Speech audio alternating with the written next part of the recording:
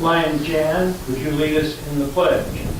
Pledge allegiance to the flag of the United States of America and to the republic for which it stands, one nation under God, indivisible, with liberty and justice for all. Lion Marilyn, will you lead us in song? My country is of peace, sweet land of liberty, happy I sing.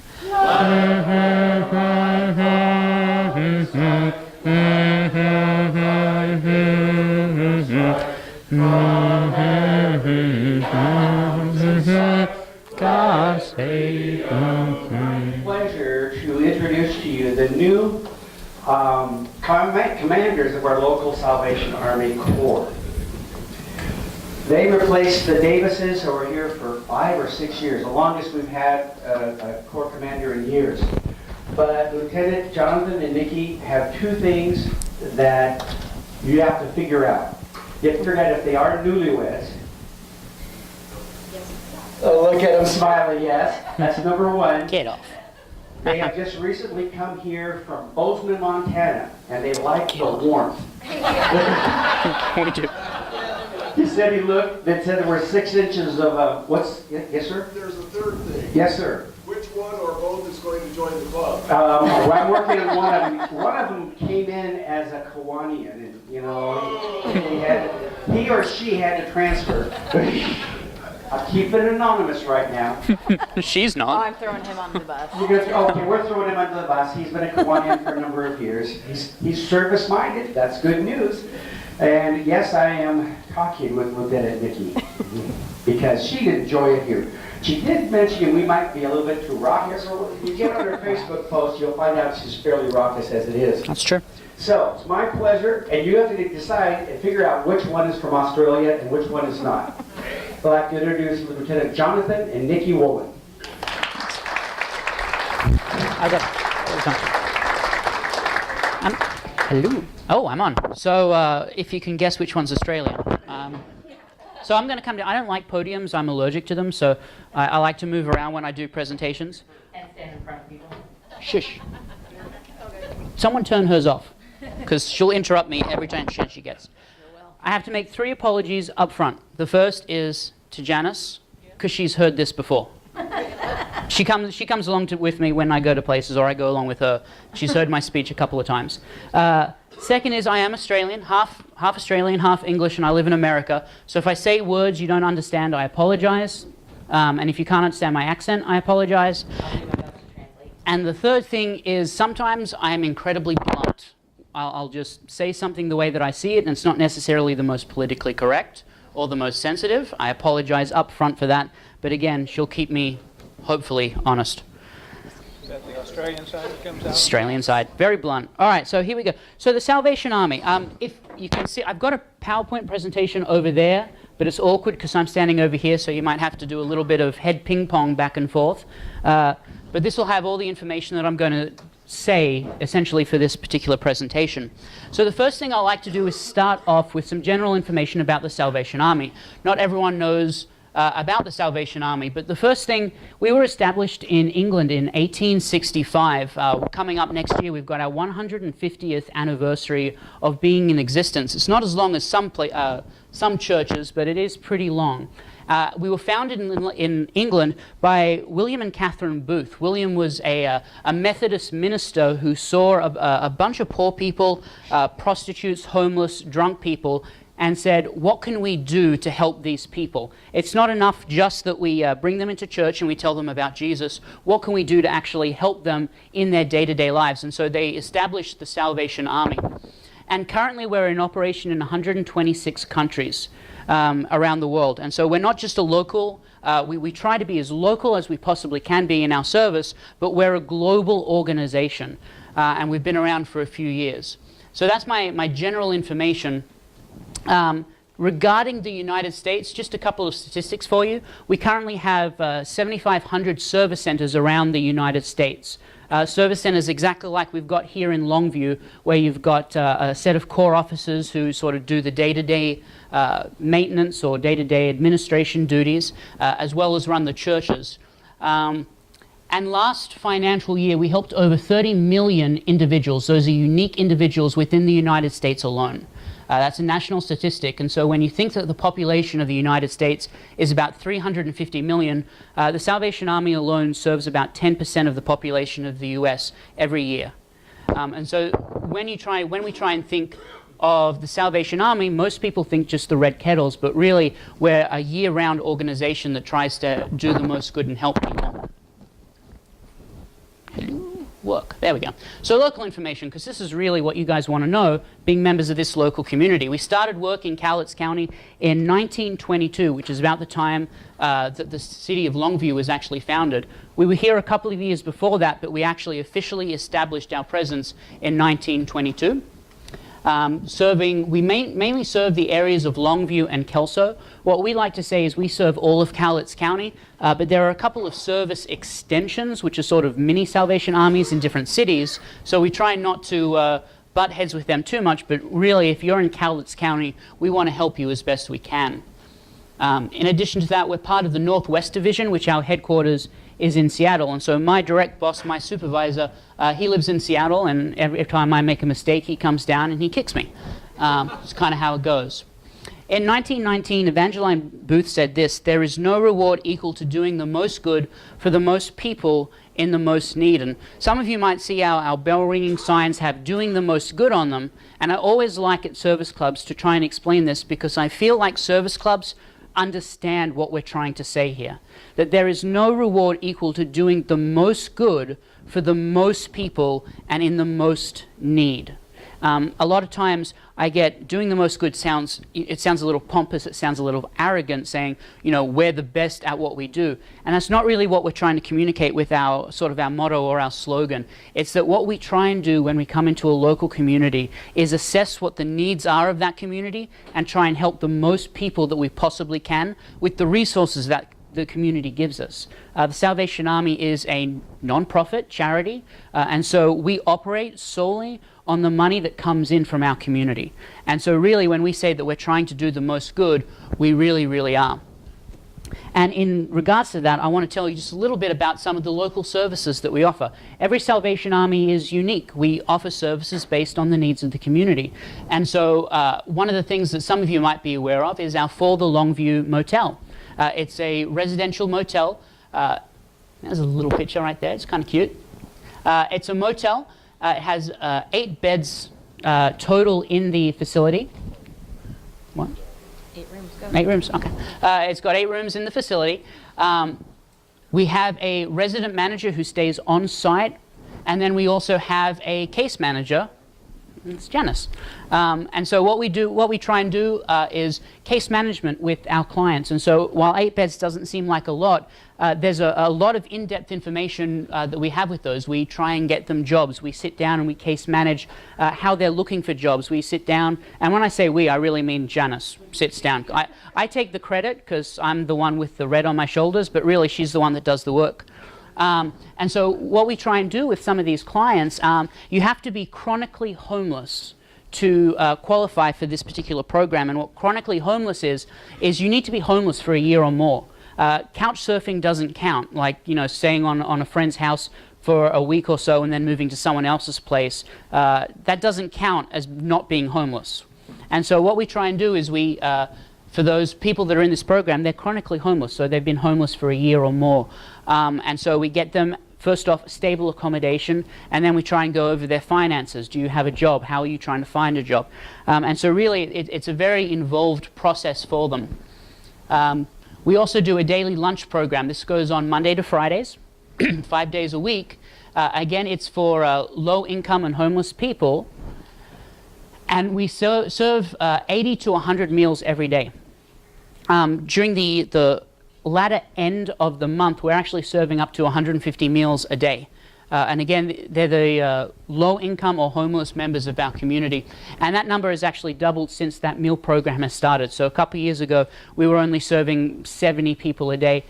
We're now seeing an increase to about 150. And so just in the few years it's more than doubled.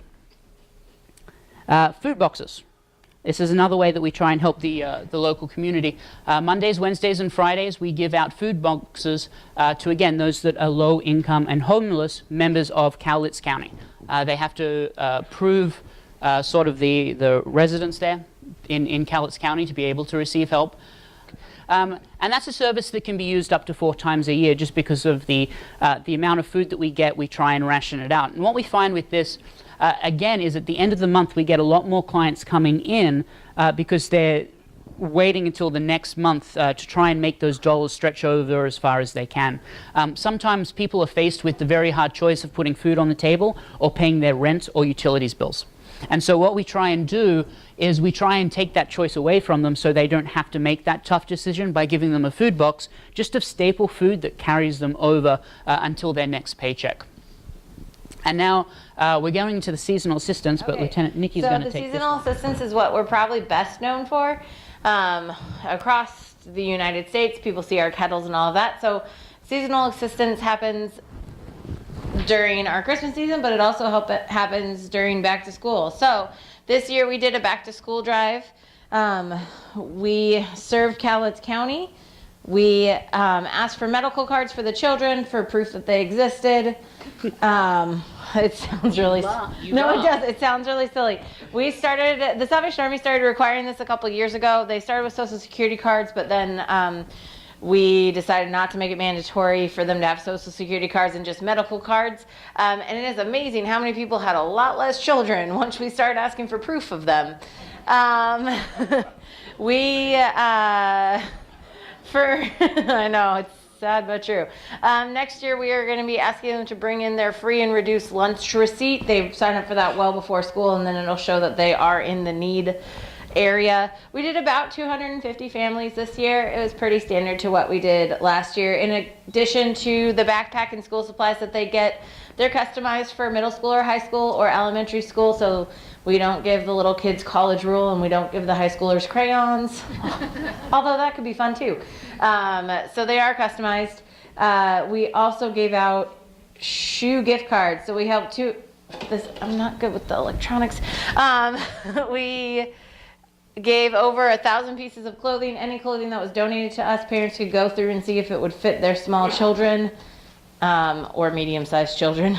And Red Canoe donated 6,304 pounds of items to us, and then they matched it with a check.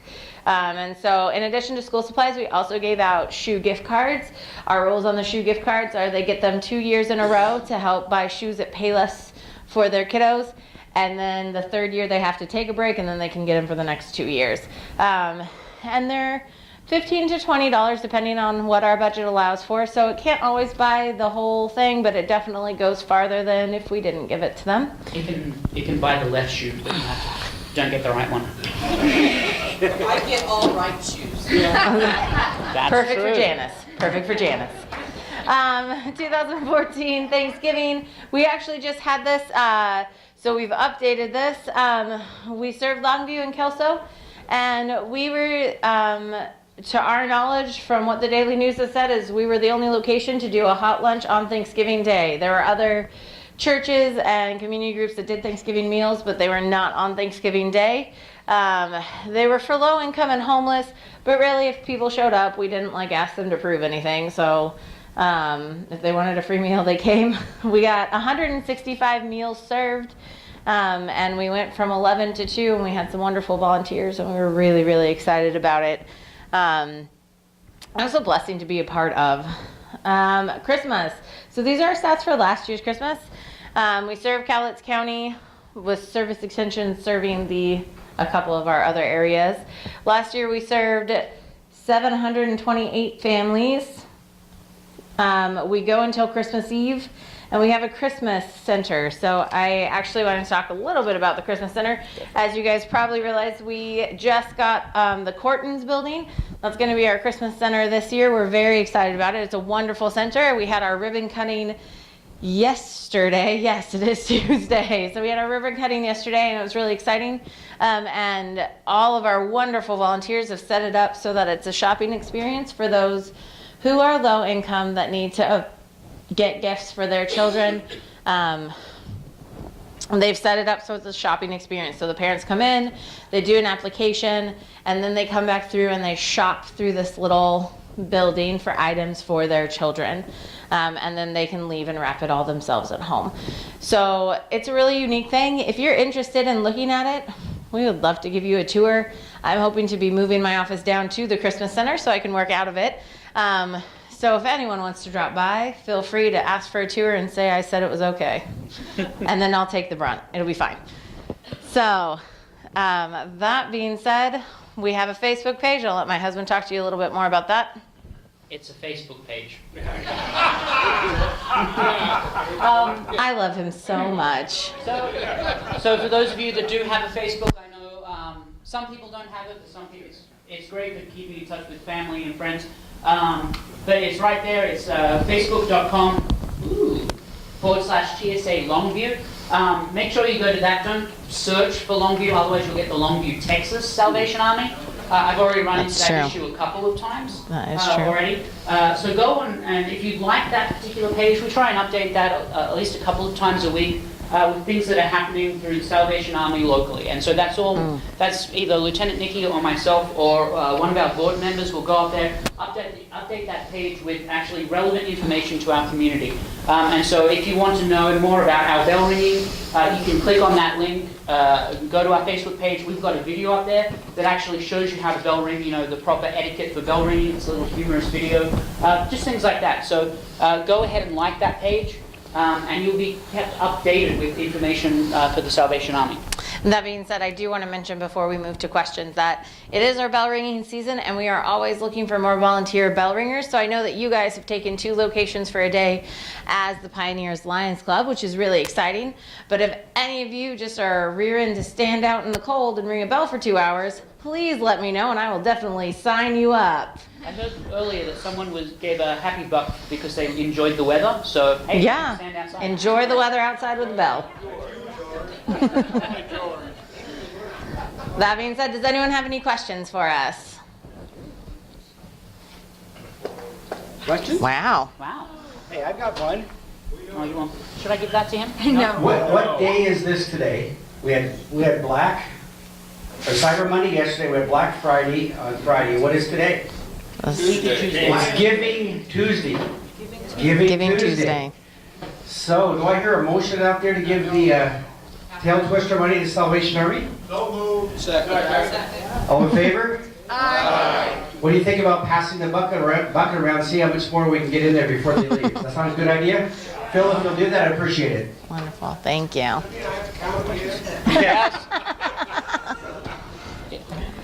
Thank you.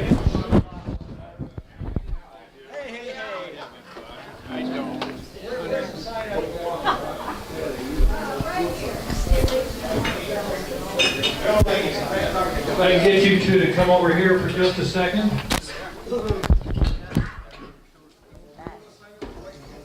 We appreciate you coming. Thank you very much. Thank you. Glad to see you all here. And we've got a little mug of appreciation, which includes an application. But the mug, you can figure out what to use that. If you're from Bozeman, Montana, I'm sure they have things other than hot chocolate to put in it. Thank you again. Thank you.